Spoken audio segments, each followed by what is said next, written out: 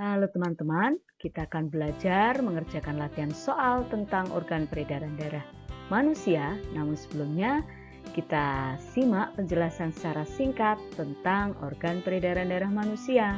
Kita akan belajar yang pertama tentang darah. Mari kita belajar bersama. Nah, kita amati gambar di sini. Darah terdiri atas cairan. Nah, ini kita akan pelajari komponen darah manusia. Darah terdiri dari cairan yang disebut plasma darah dan sejumlah butiran yang disebut sel-sel darah. Plasma darah merupakan penyusun darah terbesar. Komposisi plasma darah kira-kira 55% dari volume darah. Dan sekitar 45% tersusun atas sel-sel darah. Sel-sel darah manusia terbagi menjadi 3, yaitu sel darah merah atau eritrosit, kemudian sel darah putih atau leukosit, dan trombosit atau keping darah. Di sini istilahnya platelets. Nah, kita akan pelajari lebih lanjut komponen darah manusia ini. Nah, kita amati. Nah, ini memang membutuhkan penelitian untuk melihat komponen darah manusia.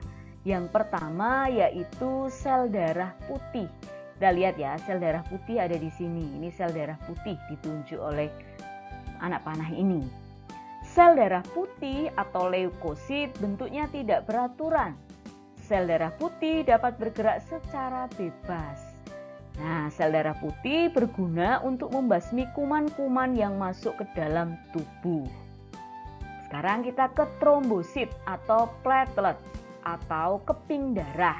Nah, memiliki ukuran yang sangat kecil. Kita lihat di sini ya, keping darah ini sangat kecil mengandung suatu zat yang bertugas membekukan darah. Zat itu disebut fibrinogen. Jadi kalau kita jatuh, keluar darah, darahnya bisa membeku. Nah, ini dibutuhkan yang namanya zat fibrinogen untuk membekukan darah. Ini namanya trombosit. Kemudian komponen darah manusia yang ketiga itu sel darah merah atau eritrosit. Nah, ini gambarnya seperti ini ya. Sel darah merah mengandung pigmen atau pewarna darah yang disebut hemoglobin. Hemoglobin berfungsi mengikat oksigen dari paru-paru. Hemoglobin menyebabkan darah berwarna merah. Nah, anak-anak, kita amati. Nah, ini untuk mengambil sampel darah seperti ini ya. Dibutuhkan seorang laboran gitu yang bertugas mengamati darah yang tadi diambil. Jadi ada komponen apa saja di dalam darah tersebut. Nah, anak-anak, kita amati agar lebih jelas apa yang kita pelajari dari komponen darah. Tadi ada plasma darah yang mengisi 55% dari volume darah. Kemudian ada eritrosit atau sel darah merah yang seperti ini. Ada trombosit atau keping darah yang ukurannya sangat kecil dan mengandung zat yang bisa membekukan darah namanya fibrinogen. Kemudian ada leukosit atau sel darah putih yang berfungsi untuk membasmi kuman yang masuk ke dalam tubuh. Nah, anak-anak, kita hari ini sudah belajar tentang darah dan komponen dari darah. Darah sangat penting bagi tubuh, bisa untuk mengatur suhu tubuh, membantu dalam proses penutupan luka, bisa juga untuk membunuh bibit-bibit penyakit. Teman-teman, sekarang kita akan belajar latihan soal tentang organ peredaran darah manusia. Amati soal yang pertama. Bagian darah yang berfungsi memberi warna merah adalah titik-titik.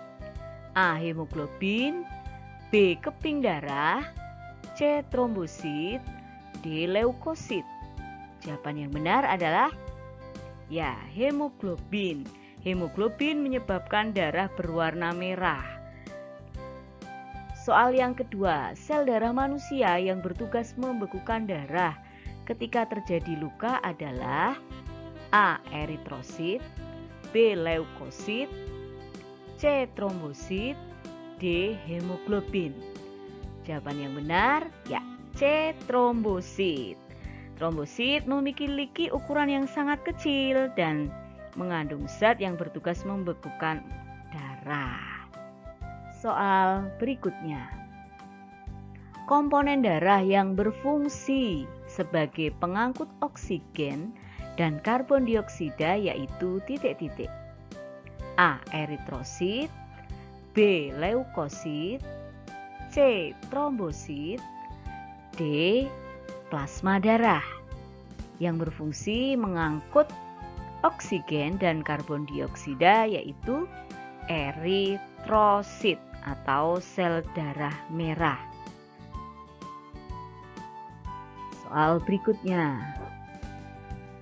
Fungsi darah yaitu yang pertama ya sebagai pengatur suhu. Yang kedua, fungsi darah sebagai alat pengangkut sari-sari makanan, oksigen, karbon dioksida. Yang ketiga, fungsi darah sebagai alat pertahanan tubuh. Yang keempat, membawa sisa oksidasi sel tubuh. Itu fungsi darah. Demikian anak-anak pembelajaran hari ini tentang organ peredaran darah dan kita belajar tentang darah.